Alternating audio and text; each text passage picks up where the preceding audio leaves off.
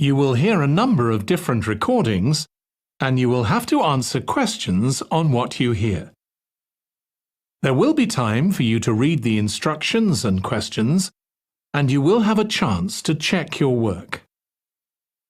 All the recordings will be played once only. The test is in 4 parts. At the end of the test, you will be given 10 minutes to transfer your answers to the answer sheet. Now turn to Part 1.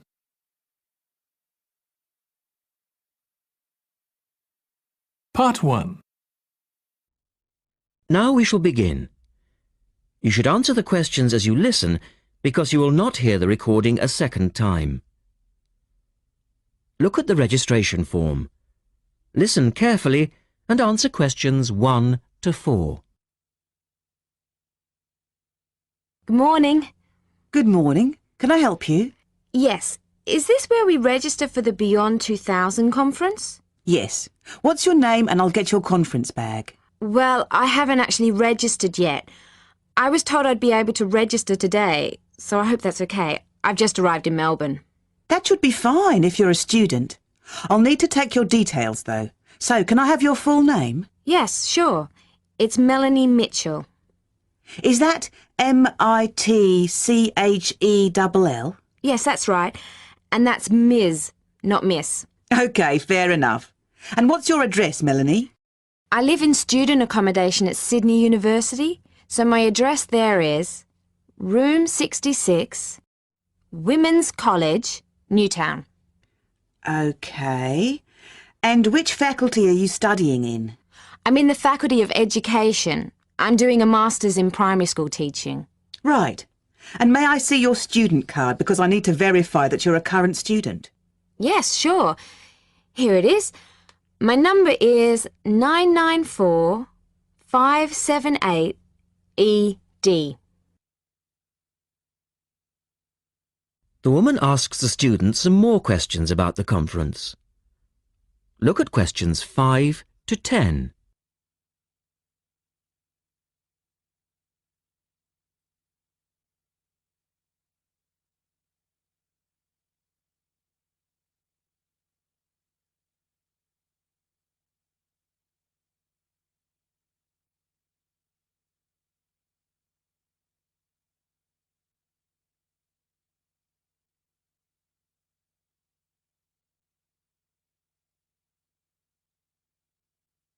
Now listen to their conversation and answer questions 5 to 10. OK. Now, do you want to attend all 3 days? The conference runs from Thursday to Saturday. Yes, I think so, if I can afford it. What does it cost? Well, you're eligible for a student discount, which makes it $15 for a day registration or $40 for the 3 days, though it is possible to register for half a day only. I'll register for all 3 days, please. Good. Now, will you be requiring accommodation while you're here in Melbourne? Yes, I suppose I will. What's available? Well, we have several levels of accommodation. You can share a room with another student for $25 a night. Or you can have your own room but share the bathroom. I believe it's just down the corridor. That's $45. Right. Or you can have a single room with your own bathroom. I don't mind sharing a room. On second thoughts, yes, I do. I'll have my own room, but I'll share the bathroom. Right. Now, the conference fee does not include meals, though you do get tea and coffee in the breaks. Shall I put you down for lunch? That's an extra $10 a day. And there's the conference dinner on Friday night, which is $25. Oh, and what about breakfast? Hang on a minute. It's all starting to sound rather expensive. I'll have the lunch, but not the dinner or breakfast, if that's okay. Perfectly okay. Now, a couple of other things. There are a number of special interest groups organised. They're known as SIGs, and you're asked to nominate your preference. They'll take place on the Friday afternoon and Saturday morning, but they're filling up quickly, which is why you need to nominate now. Right. What are the SIGs? Well, there are 6 altogether. Let's see. On Friday, you have a choice between computers in education or teaching reading skills.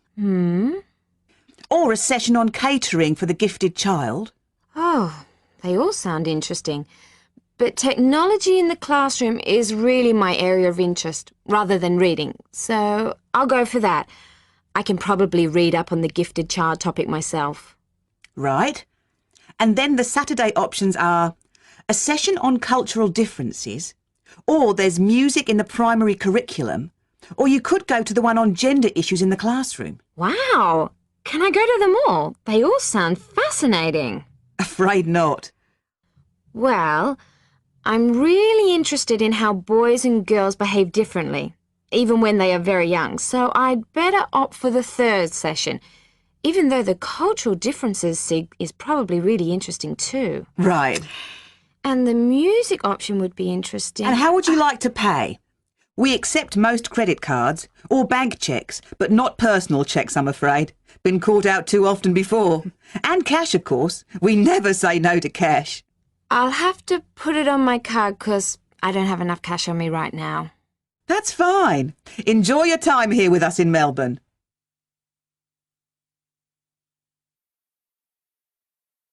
That is the end of part 1.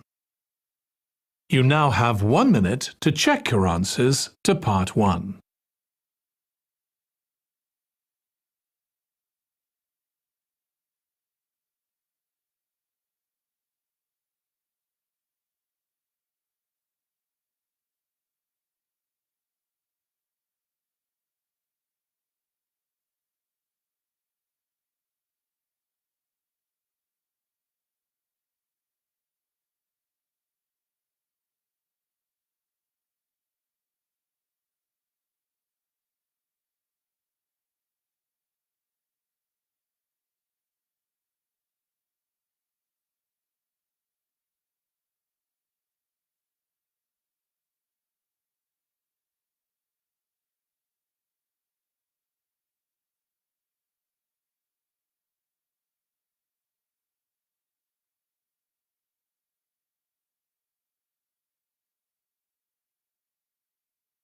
Part 2. You will hear a woman talking about a number of different beaches to a group of tourists. First, look at questions 11 to 20.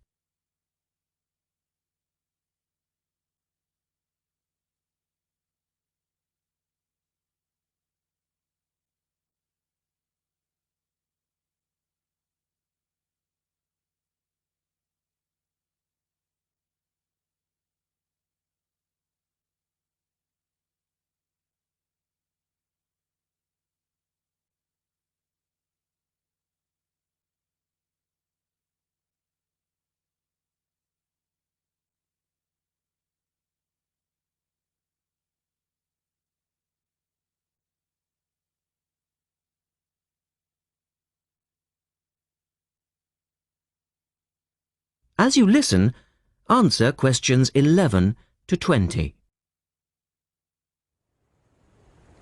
Right, let's move on to the beaches here, which are absolutely beautiful.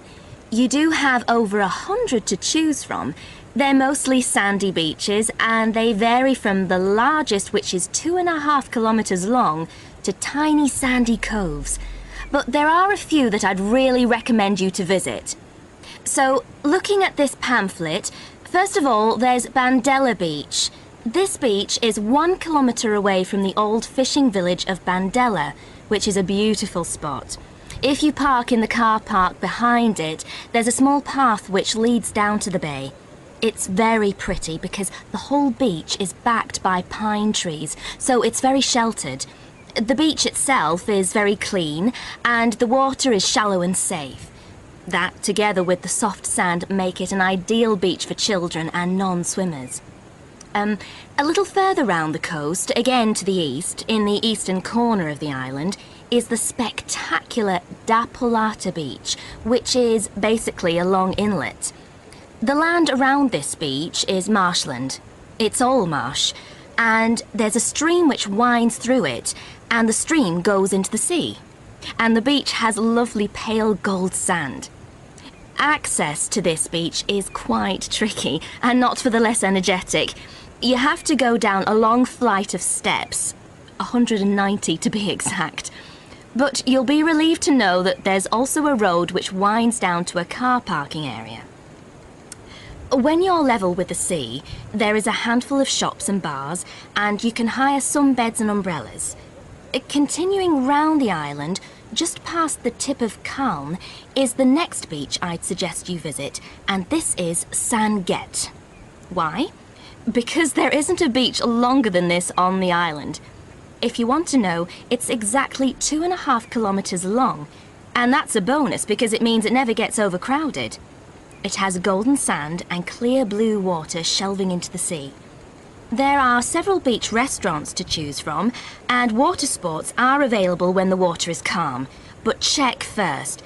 This beach operates a flag system, as the sea can get rough, and you should always swim between the flags. There's a large car park which gives you easy access to the eastern end of the beach, but the western end is much quieter and more wild, as it is harder to reach. Blanaka is another popular beach, just in the northwest corner of the island. It has incredibly white sand and sparkling water. There is ample car parking here and plenty of bars and restaurants. Blanaka has white cliffs all around it, and for those of you who'd like a little more to do than just lazing on the beach, there are caves here which you can explore in the cliffs, and you can also dive into the water from rock platforms along the side of the cove. Well, my final recommendation for today is Disador. Now, this beach isn't quite as easy to get to as the others I've talked about. It's quite a remote little beach, tucked away here next to Blanaka. You can reach Disador by a steep slope which goes over some sandbanks. The beach itself is small and pretty, with reddish-coloured sand and some stony areas on its eastern side. Despite being quite small, the bathing is good, and you can also go fishing here from the rocks at either side. It's a good idea to take some food and drink with you if you decide to go here, as there's only one little bar which isn't always open. So, that should give you plenty of ideas to choose from over the next 2 weeks, and if you have any further questions... That is the end of part 2. You now have 30 seconds to check your answers to part 2.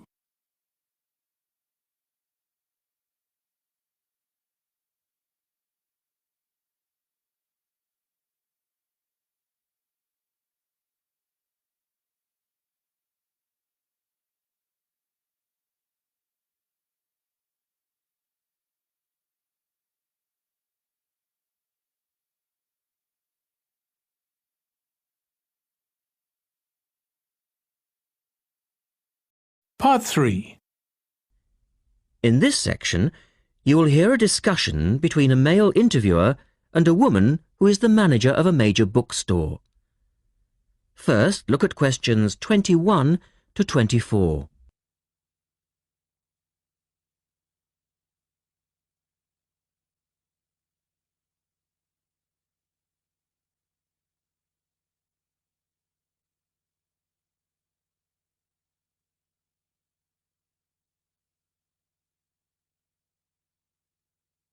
Now listen to their conversation and answer questions 21 to 24. The start of a new academic year is a challenge for booksellers. Lee Rogers talks to one major bookstore manager.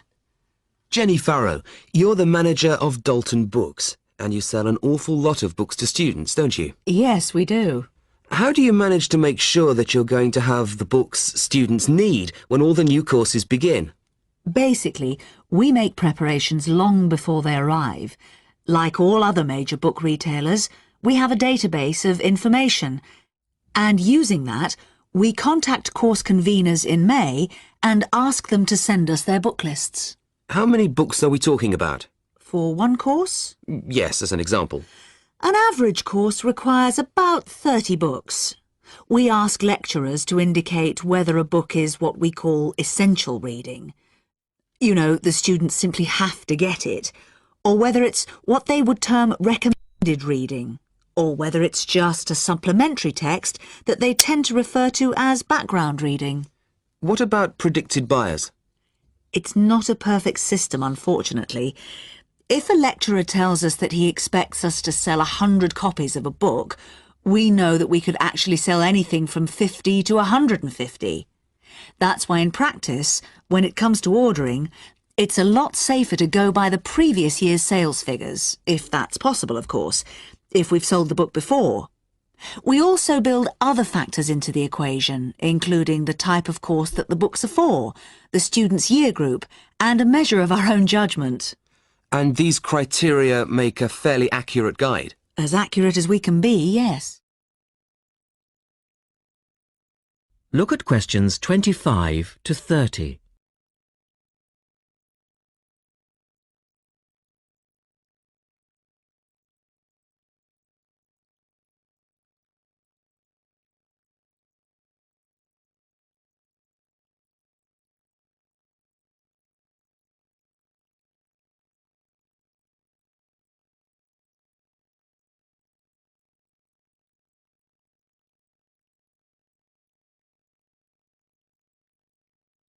Listen carefully and answer questions 25 to 30.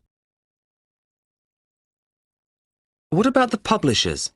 Do they take an active role in promoting new books? Certainly. The academic and professional publishing market is worth about £700 million a year, so publishers go to some lengths to make sure their books are known. The standard procedure they use is to mail out catalogues to lecturers or colleges and universities. That's been the main form of promotion for years. Now, of course, they can also post details of new or revised works on websites. Some even go so far as writing individual letters to the appropriate lecturers in order to let them know what's coming up. The lecturers then contact you if they're interested? That's right. The publishers send us, the booksellers, inspection copies. Lecturers can then get a free copy and decide whether it's going to be suitable for their course. And how does it work with the students? What are they looking for and who helps them most? I think lecturers are best placed to understand the students' needs. Often the critical issue is what represents value for money for students. This is more important than price per se. Do students actually buy books before they start the course? Apparently, a large proportion of students wait to see what they need. Students have a firm idea of what constitutes a good book, so they tend to give themselves time to look at all the options before making a choice. They tend to go for books that are clear and easy to use. Often, the texts that their lecturers recommend turn out to be too academic and remain here on our shelves. Well, that was Jenny Farrow. And our guest tomorrow will be... That is the end of part 3. You now have 30 seconds to check your answers to part 3.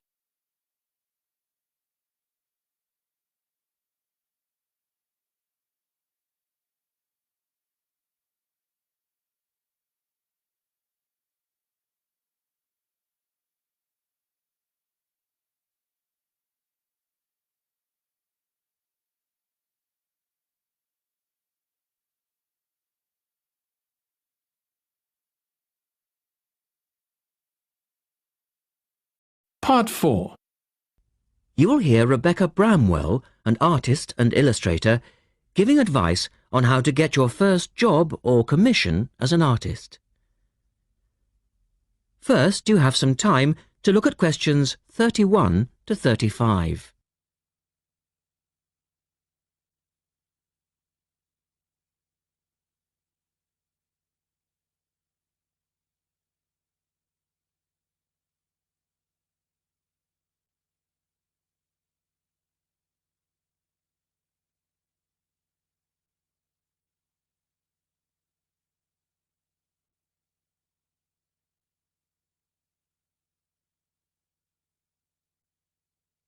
Now listen carefully and answer questions 31 to 35.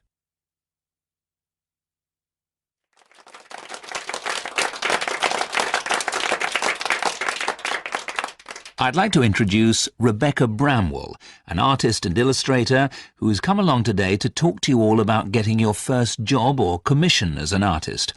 Over to you, Rebecca. Thank you for inviting me.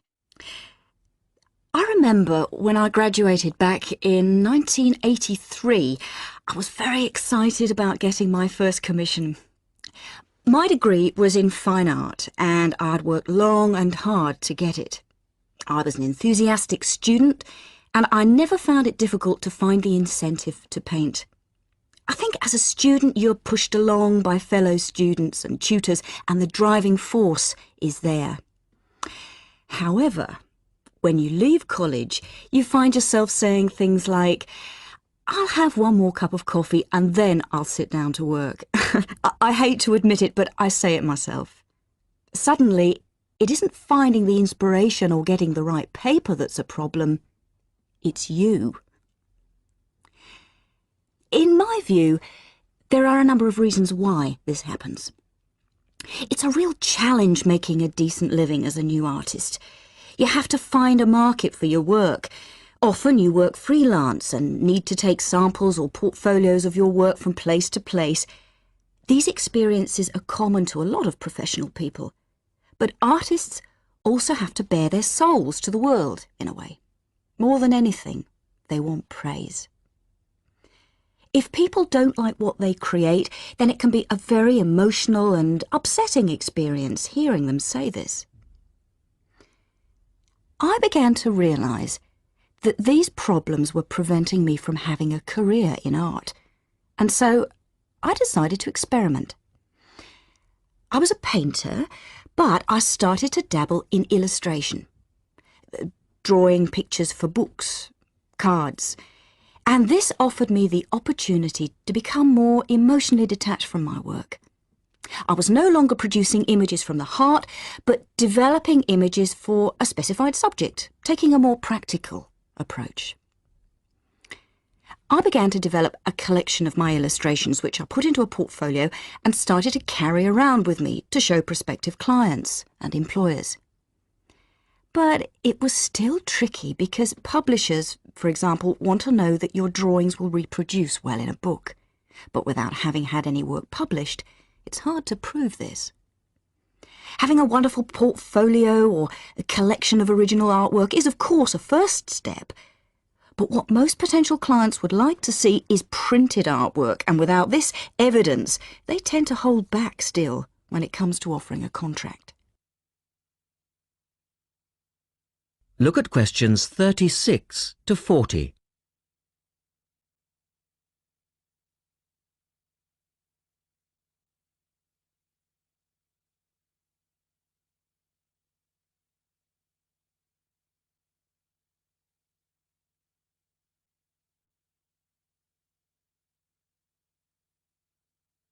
Now answer questions 36 to 40. Well, I overcame this problem in two ways. And I suppose this is my advice to you on preparing your portfolio of your best work. The first way was by submitting my work for a competition. And the one I chose was for a horoscope design and was sponsored by a top women's magazine. There are a few of these competitions each year, and they offer new illustrators an opportunity to showcase their work. The other approach I took was to design and print some mock-up pages of a book. In other words, I placed some of my illustrations next to some text in order to demonstrate how my work would look when it was printed. Perhaps I was lucky in that I had taken a degree that provided me with all-round creative skills so that I could vary my style and wasn't limited to a certain technique. Now, I think that is important. The art world and many other creative fields do try to pigeonhole people into snug boxes with an accompanying label. Now, I think you should try to resist this if you feel it happening to you. If you don't, you'll find it difficult to have new work accepted if you try to develop your style at a later stage in your career. Nevertheless, when you start out, and particularly when you're going for an interview, it's important not to confuse people by having a lot of different examples in your portfolio. One remedy for this is to separate your work into distinct categories. In my case, I did this by dividing my design-inspired illustrations from my paintings. It's then easier to analyse the market suited to each portfolio, such as magazines, book jackets, CD covers, etc. Working under two names is also useful, as it clarifies the different approaches and offers a distinction between them. I think it's been hard for artists to be recognised in anything other than the pigeonholes that they've been placed in. Luckily, these barriers are slowly being demolished. So I really do wish you all the very...